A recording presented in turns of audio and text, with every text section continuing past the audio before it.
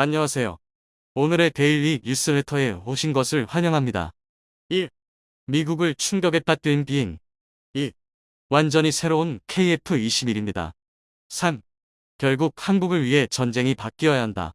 한번 진실을 알아봅시다. 해가 바뀌어도 대한민국 방산기업의 수주 행보는 계속되고 있는데요. 최근 말레이시아의 FAU-10 경공격기 18대 1조 2천억 규모의 수출 계약을 성사시키면서 작년의 여세를 몰아 올해에도 지난해와 맞먹는 수출 성과를 낼 수 있을 거라 예상하고 있습니다. 지난해 폴란드와 계약한 K방산 3종 세트라 불리는 K2 전차, K9 자주포, FAU-10 경공격기 세트의 1차 수출액은 12조 원 규모로 향후 10년여간 3차에 걸친 수출액을 모두 합치면 최종 수출 규모는 최대 40조 원에 달할 것으로 추정되고 있습니다. 여기에 다연장 로켓인 천모 또한 8조 원 규모의 구매까지 이어지며 지난해 한국 방산 수주는 역대 최고 기록을 갈아치우는 데 성공했습니다. 산업통상자원부에 따르면 올해 방산 수출 목표는 약 21조 원 이상 수주로 설정했으며 해당 목표는 거뜬히 넘길 수 있을 것이라고 밝혔는데요. 이러한 수출 성과를 위해 우리 방위산업체는 중동의 봄을 기대하며 중동에서 열린 최대 방산 전시회 이덱스에 참가해 중동 시장 진출에 적극 나선다는 계획입니다. 또한 최근 여러 국가와 양해각서 체결을 이어나가면서 자연스레 올해의 수주 전망도 아주 밝을 것으로 예측되고 있습니다. 한편 이러한 한국의 방산 수출 잭팟을 웃을 수 없이 바라보며 소가리만 하는 이웃 나라 일본은 한국의 성공을 축하하는 대신 KF-21을 제외한 양국의 전투기를 비교하는 기사를 연이어 보도하며 여론몰이를 시도하기 시작했는데요. 이는 마치 원하는 대로 되지 않아 우라통을 터뜨리는 어린아이와 같은 모습입니다. 일본 언론은 일본의 전투기를 칭찬하며 일본 공군은 약 100대의 F-15 전투기를 보유하고 있으며 한국과는 25년의 기술적 격차가 나기에 한국의 F-15K가 이길 것은 어려울 것이라고 말하며 무의미한 자랑을 하였습니다. 그런데 비교 대상에서 우리의 기술 집합체인 KF-21 전투기는 쏙 빼놓고 단순히 수량으로만 비교한 것인데요.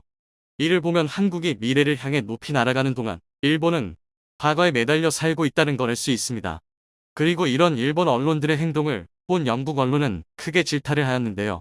영국은 같은 아시아 국가인 한국처럼 토끼를 보이며 적극적인 자세를 취할 줄 알았으나 오히려 일본은 느긋한 자세를 취하고 있어 이에 불만을 보인 겁니다.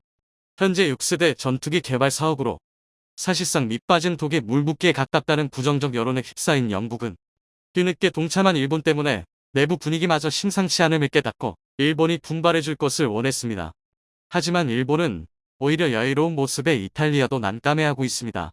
그래서 까딱하다가는 다 같이 죽을 수도 있다는 말도 나돌고 있습니다. 현재 영국, 이탈리아, 일본이 합동으로 진행하고 있는 6세대 전투기 개발 사업에 막대한 예산이 투입될 전망인데요.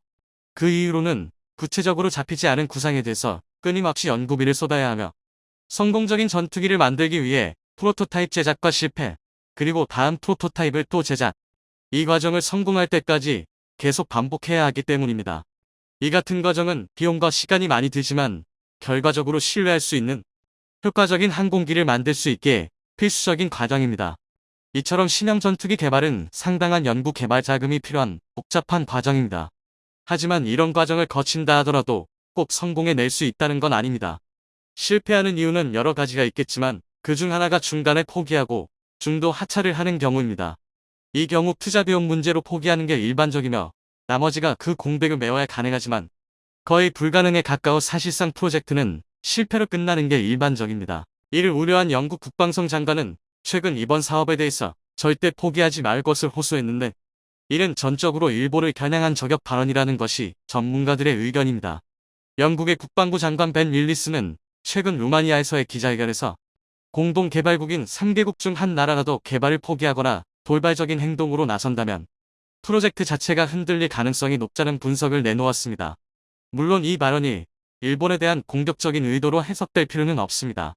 실제로 영국 국방장관은 최근 프로젝트 예산 증액을 강조하면서 이러한 발언을 한 것입니다. 따라서 이 발언은 프로젝트를 계속 추진하기 위한 지지와 협력을 나타내는 것일 수 있습니다. 그럼 전문가들은 왜 이 발언이 일본을 향한 것이라고 판단한 것일까요? 그것은 일본이 과거 전투기 사업을 했을 당시 보여준 선택 때문입니다. 일본은 국산 6세대 전투기 사업으로 F-3를 자체적으로 개발할 때 경제적, 기술적 어려움으로 독자 개발이 아닌 공동 개발로 방향이 변경되었습니다. 이에 따라 영국의 배 시스템이 개발 진행 중인 템페스트 프로젝트에 합류하게 된 것입니다. 그래서 전문가들은 영국 측이 이 부분을 우려한 발언이라고 판단한 것입니다. 사실 애당초 일본과 영국의 전투기 개발 기술력은 6세대는 커녕 현세대급 전투기와 헬기, 수송기 등의 여러 항공기에서도 결함이 보일 정도로 총체적 난국이었으며 그 과정에서 소모되는 천문학적인 비용을 감당할 수 있을지도 의문이기 때문에 현재 일본 내에서도 6세대 전투기 개발 사업에 대한 회의론이 많은 상태입니다. 사실상 유럽의 6세대 전투기 사업은 피카즈와 직캠로 나누어져 각자 뿌리를 내리고 있으며 이는 앞으로 사업이 진행됨에 따라 더욱 깊숙이 뿌리를 내릴 것으로 보입니다. 그래서 일본 때문에 이탈리아의 입장이 매우 난감해졌는데 프랑스, 독일을 비롯한 유럽연합 차원에서 진행 중인 6세대 전투기 사업인 피카즈를 포기하면서까지 영국의 배 시스템즈의 템페스트 사업을 선택한 만큼 이번 사업이 실패로 돌아갈 경우 이탈리아는 낙동강 오리알 신세를 면하기 어려울 것 같습니다. 영국이 이러한 위험을 알고도 일본을 주요한 구성원으로 받아준 이유는 일본이 자체적으로 개발하던 6세대 전투기에 관한 기술과 노하우를 보유하고 있다고 생각해서입니다. 이러한 기술과 노하우를 유럽의 다른 개발 사업과 합쳐 이 점을 얻을 수 있다는 판단되어 영국이 일본을 참여국으로 선정한 것으로 파악되고 있습니다. 그러나 일본이 과거의 실패를 잊고 과연 버틸 수 있을지는 아직 미지수입니다. 일본과 영국이 6세대 전투기 개발을 두고 난항을 겪고 있는 한편 한국은 KF-21 자체 개발 성공 및 초음속 비행에 계속 성공하며 개발 순항을 보이고 있습니다. 일본으로부터 철저히 무시를 당하는 와중에도 말이죠. 애당초 KF-21이 초음속 전투기로 개발되긴 했지만 초음속으로 비행하는 것은 고도의 기술이 필요하기 때문에 성공 여부는 장담할 수 없었습니다. 이에 따라 한국 이외에도 KF-21 전투기에 관심이 있는 나라들은 한국의 초음속 비행에 여러 의미를 부여하고 있는데요. 초음속 비행 시 전투기 주위에 충격파가 발생하며 내구성이 약한 경우 전투기가 버티지 못할 수 있기 때문에 일반 항공기보다 고난도 기술을 필요로 합니다.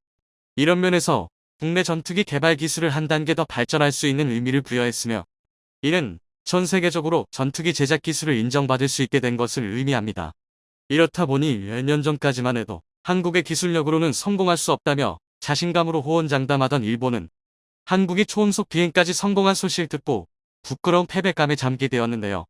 게다가 KF-21은 일본처럼 협력 개발이 아닌 국내 독자 기술로 개발한 전투기이기에 더 큰 통쾌함이 있습니다. 최근 러시아와 우크라이나의 전쟁 때문에 전 세계적으로 방산에 관한 관심이 뜨겁습니다.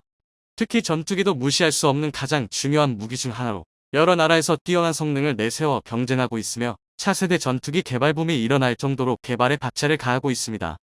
영국, 이탈리아, 스웨덴은 차세대 전투기 공동개발 사업인 템페스트를 추진하고 있었습니다. 하지만 최근 일본이 공동개발에 참여하면서 스웨덴이 사업 탈퇴를 선언해 세간의 이목을 끌었습니다. 그러한 상황 속에서 영국은 일본의 전투기 기술에 대해 의구심을 품고 있는 동시에 한국 전투기에 큰 관심을 드러내고 있다고 하는데요. 오늘은 영국이 자국 전투기 개발보다 KF-21에 더 진심을 보이는 이유에 대해 알아보겠습니다. 영국은 공동개발국인 이탈리아, 스웨덴과 함께 6세대 전투기 개발을 위해 힘쓰고 있습니다. 그런데 최근 영국은 일본과의 계약 추진시킨다고 깜짝 발표하였죠. 영국은 일본과 F3 전투기를 공동 개발하면 서로의 부족한 부분을 보완할 수 있을 것으로 판단한 건데요. 그래서 일본의 최첨단 항공전자 장비와 레이더 기술을 도입하고 영국의 미사일 기술과 최첨단 차세대 엔진 기술을 공유하면서 전투기 개발 사업의 성공 가능성을 높이려는 것입니다. 그 과정에서 스웨덴의 사부는 사업 참여 중단을 주장하고 나섰습니다. 사부의 CEO는 언론 인터뷰에서 지지부진한 속도의 미래가 보이지 않는다고 말하여 영국이 주도하는 템페스트 사업에 대한 참여를 사실상 중단되었다고 밝힌 것이죠. 그는 프로젝트 초기에 정한 계약 조건이 아직도 실현되지 않았으며 전투기 사업 파트너들이 항상 자신의 요구 사항들만 고려하였고 자신들은 항상 뒷전이었다 밝혔습니다. 또한 일본이 프로젝트에 참여하자 우리가 처음에 생각했던 것만큼 사업 기술 개발에 집중되지 않았다라고 불만을 토로했습니다. 그리고 잠재적으로 일본이 프로그램을 재설정하는 동안 우리는 아무것도 할 수 없는 상태에 빠졌다고 했으며 프로젝트의 진행 방향이 이제는 어떻게 될지 잘 모르겠다고 말하며 인터뷰를 마쳤습니다. 템페스트 사업에 대한 일본의 영향력이 커지면서 스웨덴의 불만도 커지고 있다는 분석이 나옵니다. 점점 자신들의 주장이 배제되며 입지가 줄어들었고 영국, 일본, 이탈리아의 전투기 개발 기술에 접근할 수조차 없게 되자 불만이 커진 것이죠. 서브는 80년 이상의 오랜 역사를 지닌 스웨덴 대표 방산업체로 글로벌 항공우주 산업을 선도하고 있습니다. 대표적으로 제이스민 39 그리펜 전투기가 가장 많은 인기를 받았었죠. 스웨덴은 이미 발전된 항공 산업을 꾸리고 있기에 독자적인 차세대 전투기 개발 역시 충분히 가능할 것으로 보입니다. 각 나라의 이해관계가 어긋나며 문제가 발생했던 공동 개발 사업은 비단 템페스트뿐만이 아닙니다. 영국은 과거에도 독일, 이탈리아, 스페인과 함께 전투기 타이푼을 개발했습니다. 항공 기술을 총집결해 공중전에 특화된 최첨단 전투기를 개발하였는데요. 그런데 생산 과정에서 4개국의 일자리 보존과 같은 비효율적인 문제가 발생했고, 이는 현재까지 문제가 되고 있습니다. 타이푼 전투기를 도입하여 운영 중인 국가는 빠르게 퇴역 처리 중이며 제대로 운영되는 전투기는 100여 대에 불과합니다. 그러다 보니 영국의 항공 산업은 정체될 수밖에 없었고 미국과 프랑스에 추월당하고 말았습니다. 이러한 상황을 벗어나고자 영국은 새롭게 템페스트 사업을 추진했던 것인데요. 이번 템페스트 사업 역시 위험성은 높을 수밖에 없습니다. 공동 개발은 일반적으로 기술을 함께 개발 공유하고 개발비도 함께 내기에 개발 부담을 줄일 수 있다는 장점이 있습니다. 그러나 운용 욕구와 개발 스케줄이 정리되지 않는다든가 만들어진 기체의 성능에 만족하지 못하는 등의 이유로 공동 개발은 공중 분해될 수도 있습니다. 그래서 영국은 스웨덴보다 개발비를 많이 투자하는 일본에 높은 기대를 걸며 새로운 파트너로 선택했지만 각국의 협력 관계가 얼마나 잘 유지될지 장담할 수 없습니다. 영국과 일본의 전투기 공동 개발 계약 체결이 막바지에 다다른 상황인데 프로젝트에서 일본이 갑자기 열애를 당하고 있습니다. 영국 국방장관인 벤 롤러스가 일본이 주최하는 F3 전투기 개발에 영국이 일본 전투기 사업에 참여해도 얻을 게 전혀 없으며 일본 측의 기술적 신뢰성이 없다는 뜻을 밝힌 것인데요. 영국 정부가 미쓰비시 전투기 개발 수준이 형편없음을 알고 있으며 영국과 일본의 공동 개발 시 만족하게 할 만한 차세대 전투기 개발을 못한다 판단한 것으로 보입니다. 그 가운데 영국이 한국과 방산 협력에 대해 논의 중인 것으로 밝혀져 한국 방산에 대한 세계의 관심이 더욱 커지고 있습니다. 영국 군사 언론은 KF-21 보람의 전투기 5번째 시제기가 실물로 공개됐으며 시제기 2호기 역시 시험 비행까지 성공했다고 보도하며 현재 분담금 문제로 어려움을 겪고 있는 한국은 분담금 및 전투기 엔진 개발 과정에서 협력국을 찾고 있고 말하였는데요. 이에 영국 기업 롤스로이스 엔진이 한국에 손을 내밀어 군사동맹을 체결해야 한다고 주장했습니다. 지난 10월 신범철 국방부 차관은 영국 판버러 국제 에어쇼 현장에서 제러미 킨 영국 국방부 획득 차관과 양자회담을 하고 방산 분야 협력을 논의한 적이 있었습니다.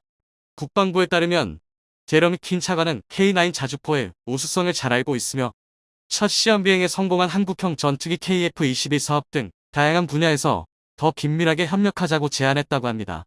현재 영국 국방부는 폴란드에 이어 한국산 K9 자주포 80대 구매를 검토 중인 것으로 밝혀졌으며 차후 KF-21을 도입하는 것 또한 검토 중이라고 합니다.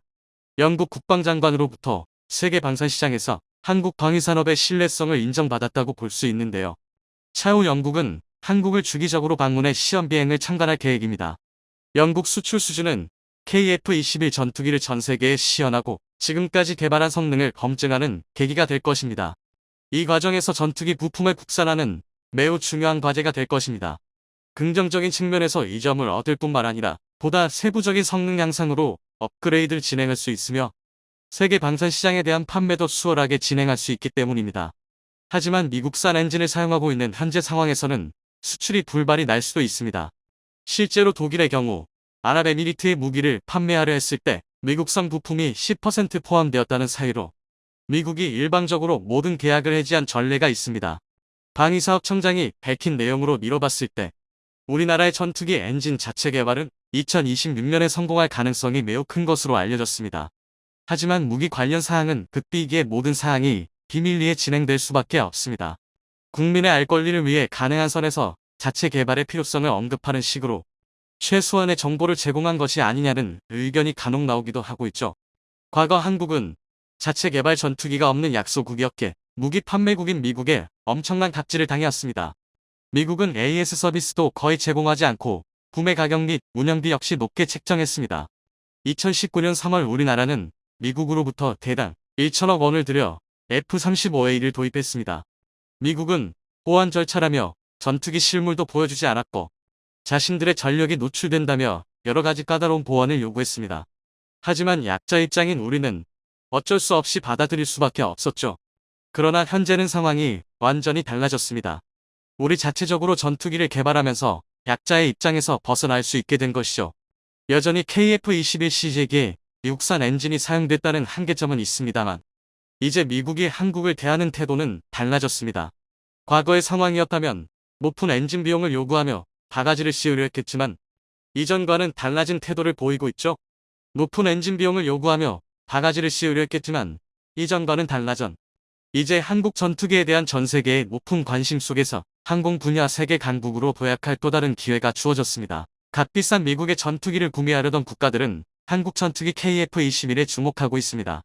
미국의 4세대 전투기들은 꽤 오래된 기술적 한계를 가지고 있지만 한국의 KF-21은 이제 막 시험 비행에 성공한 최신 전투기로 각종 첨단 기술이 더 많이 들어가 있기 때문이죠. 우리 대한민국의 첨단 제조업 기술력은 앞으로 발전해 나아갈 것입니다. 이곳에서는 중국의 신형 무기가 산더미처럼 쏟아져 나왔는데요. 그런데 이상하게도 그 한가운데에 한국의 명품 장갑차 레드백의 모습이 발견됐다고 하는데요. 특유의 형상과 심지어는 한국 방산의 트레이드 마크인 고무 궤도까지 똑같았죠. 하지만 당연히 한국이 천년의 적중국의 방산 전시회에다가 무기를 보여줬을 리가 없습니다. 이쯤 되면 예상하셨겠지만 보나마나 중국이 늘 그래왔던 것처럼 남의 나라 무기를 베낀 것이 분명한데요.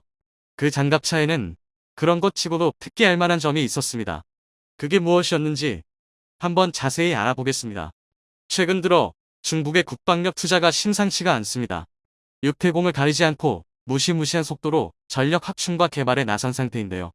한 곳의 조선소에서 5, 6대의 구축함을 동시에 건조하는 짓은 근 몇 년 사이에 하도 자주 나온 소식이라 이제는 예사실같이 느껴질 정도입니다. 최근에는 영국의 싱크탱크가 중국의 항공전 기술이 이미 동부권의 맹주였던 러시아를 한참 넘어섰다는 분석을 내놓아 충격을 주기도 했습니다. 그리고 육군 무기도 예외는 아니었죠. 중국이 최근 2022 주하이 에어쇼에서 선보인 새로운 신형 장갑차가 괴물 같은 스펙을 갖고 있었던 것입니다. 그런데 이 장갑차의 놀라운 점은 스펙뿐만이 아니었습니다. 외형을 살펴보면 여러 부분에서 이상할 정도로 한국의 레드백과 닮은 점이 많았기 때문에 등장 직후 구설수에 오르내렸죠.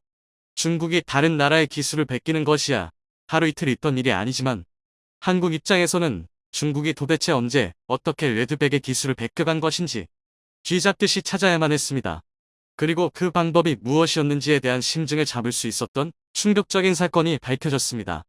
널리 알려져 있다시피 AS-21 레드백은 한화가 호주 수출에 대비한 사양으로 국산 보병전 투착 K-21의 개수를 가해 만들어낸 모델입니다. 그런데 이 K-21이 중국 손에 넘어가 해체되었을지도 모른다는 정황이 나왔습니다. 지난 2010년 한국은 사우디아라비아에서 K-21의 전시를 한 적이 있었습니다. 문제는 이를 배에 싣고 한국으로 돌아오는 과정에 발생했죠. 사우디에서 출발한 지 한 달이 조금 넘어 홍콩을 경유하던 시점에 K-21이 세관 검사 중 일방적으로 압류를 당한 것입니다. 압류 기간은 무려 51일에 달했고 이 정도 시간이면 장갑차 하나쯤 다 해체해서 도면을 작성하기에는 충분한 시간이었습니다. 중국은 기분 나쁘게도 사실 한국이 K-21을 개발하는 모든 과정을 지켜보고 있었습니다. 그런데 그게 한국의 기술을 고평가해서는 아니었죠. 원래 중국은 전차 개발 기술 분야에서 독일과 협력을 하고 싶어 했습니다. 독일의 지상전 무기 체계가 미국의 그것 이상이라고 중국은 판단하고 있었고 독일과 협력할 수 있다면 전차를 시작으로 장갑차나 다른 무기 기술 역시 배울 수 있을 것이라고 여기고 있었습니다. 하지만 당시 독일은 전차 기술 수출 규정을 내세워 중국의 요청을 거절했습니다. 이에 중국은 독일 기술을 한 줌이라도 받아 쓴 적이 있는 다른 나라에 눈을 돌리기 시작합니다. 그리고 그들의 눈에 띈 것이 한국의 K 전차였죠. 당시 K1에는 독일제 1200마력짜리 순행식 사행정 디젤 엔진인 M2U MD871 K501이 탑재되어 있었으나 이를 보고 중국은 한국의 전차 및 장갑차 제조 기술에 독일식 메커니즘이 녹아들어 있을 것이라고 판단했던 것입니다. 이때부터 한국의 기갑 차량 개발을 눈여겨보던 중국은 홍콩 파이청 항구에 K-21 완제품이 통째로 들어왔다는 보고를 놓칠 수가 없었습니다. K-21을 생산한 두산 DST는 허가에 필요한 모든 서류를 제출했는데도 이례적으로 홍콩 해관으로부터 추가 서류를 요구받았습니다. 이 추가 서류들을 전부 제출하고도 출항 허가는 나오지 않았고 제출된 서류의 확인에만 거의 2개월에 달하는 시간이 소요되었죠. 이때 압류되었던 K-21은 압류기간 51일 동안 군에 재조립되며 내부의 기술을 유출당했을 것으로 보입니다. 무기를 실은 선박이 홍콩을 강요하는 것 자체는 그렇게까지 이상한 일은 아니었습니다. 두산 DST 관계자는 방산업체들은 매년 평균 4, 5회 정도 해외 전시회 참석을 위해 방산 장비를 홍콩을 강요해 부산항으로 입출항하고 있는데 이런 경우는 처음 발생했다고 밝혔죠. 중국이 명백하게 K-21을 노리고 한국을 가로막았다는 증거인 것입니다. 그리고 그런 의혹의 쐐기를 박는 일이 7년이 지나 발생했습니다.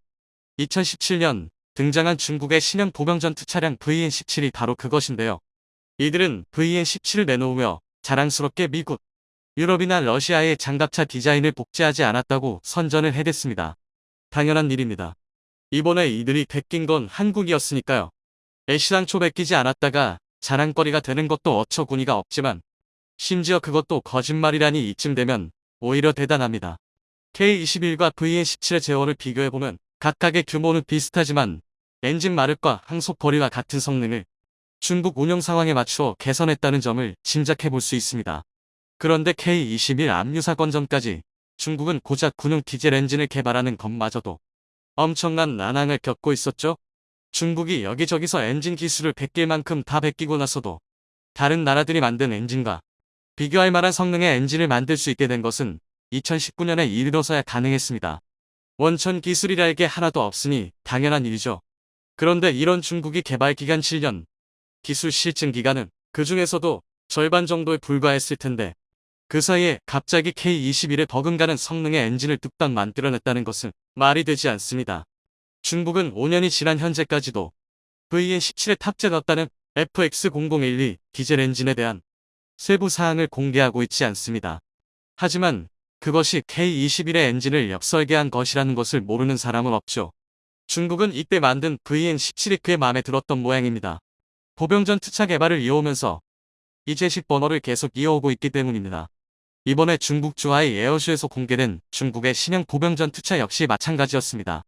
VN-20이라는 번호를 받은 이 보병전 투차는 그 자리에 있던 해외 방문객들의 눈을 의심케 하기 충분했습니다. 한국의 레드백이랑 놀라울 정도로 다여했었기 때문입니다. 그도 그럴 것이 VN-20은 레드백의 배다른 형제나 다름이 없습니다. 보통 무기의 세계에선 시대에 따라 요구되는 성능은 비슷비슷하게 마련이니 그런 성능을 하나하나 갖춰 모으다 보면 형상도 비슷해지는 수렴 진화의 양상을 띱니다. 레드백은 한국이 K-21을 개수한 것이고 VN-20은 중국이 K-21을 베낀 VN-17을 발전시킨 것이니 겉모습이 비슷해지는 것도 당연합니다. 그런데 VN-20의 경우에는 불행히도 어머니 쪽에 문제가 있었습니다. 레드백과 VN-20의 외관은 비슷한 것이 사실이지만 둘을 같이 놓고 보면 자세히 뜯어보지 않아도 놓칠 수 없는 차이점이 보입니다. VN-20이 어처구니 없을 정도로 크기 때문이죠. VN-20에 사용된 차대는 VT4로 이쪽은 아예 MBT, 즉 탱크입니다. 그렇다 보니 당연히 중량도 50톤에 달하는데 VN-20은 거기다가 거의 모든 방향의 장갑판에다가 모듈식 반응 장갑까지 설치해서 어마어마한 떡대를 자랑하는 형태가 되어버렸습니다. 이 정도면 전차에다가 포탄만 갈아 끼워놓고 이건 장갑차라고 우기는 것에 가깝습니다. 중국이 장갑차의 크기를 이렇게까지 키우려는 이유가 뭔지는 정확히 알 수 없지만 적어도 충분한 고민은 하지 않았음이 분명합니다. 명색이 장갑차라면 기본적인 역할은 기계화 보병의 수송과 화력 지원입니다. 그런데 탱크 차대를 그대로 가져다가 박은 VN-20은 고작 6명밖에 태울 수가 없습니다. 현재 웰메이드 장갑차로 꼽히는 레드백과 링스가 승무원 3명에 더해서 보병을 최소 8명, 구겨 넣으면 9명까지도 태울 수 있다는 점과 비교하면 초라한 수준이죠. VN-20에는 30mm 무인 포탑이나 100mm와 30mm 기관 포탑제형 2인 포탑을 골라 달 수 있다고 합니다. 그리고 포탑 측면에는 대전차 미사일 역시 탑재하고 있죠. 이런 점은 러시아의 장갑차 BMP-3과 같은 사양입니다. 그리고 앞서 언급했듯 한국 기갑 차량의 상징과 같은 고무 궤도도 채택하고 있습니다. 이는 중국이 어느 정도는 현대 기갑 무기의 트렌드를 따라가려는 시도를 하고 있다는 방증입니다. 그런데 정작 차체의 대형화만 노리다가 중요한 보병 수송 능력에서 아무런 고민도 없이 급조해서 만든 흔적이 뻔히 드러나니 포탑과 차체를 따로따로 만든 수준이 아닌가 싶을 정도입니다. VN20의 개발 계획은 적어도 2019년 이전부터 있었다는 것이 중문입니다. 이때 중국이 밝힌 VN20의 개발 계획은 수출과 내수를 모두 노린다는 것이었는데요. 만약 중국이 K21의 DNA를 잘 살리고 타국의 명품 무기들에서 좋은 점을 잘 벤치마킹해왔더라면 레드백의 강력한 경쟁자가 되었을 수도 있었습니다. 다행히도 무언가 허술한 결과물이 나왔기에 망정이지 멀쩡한 장갑차를 만들었더라면 상대가 중국인 만큼 레드백은 가격 경쟁력이라는 벽에 부딪혀 수출길이 막혔을지도 모르는 일입니다. 한국은 방산 분야에서 길지 않은 세월에 괄목할 만한 성과를 얻어내기는 했지만 끔찍한 이웃들이 주변에 사는 만큼 기술이 발전할수록 더더욱 보완에도 신경을 써야만 할 것입니다. VN20의 사례처럼 언제 중국이 한국 기술자들이 피땀 흘려가며 만든 성과를 가로채가서 불쾌한 개조품을 만들지 모르기 때문이죠.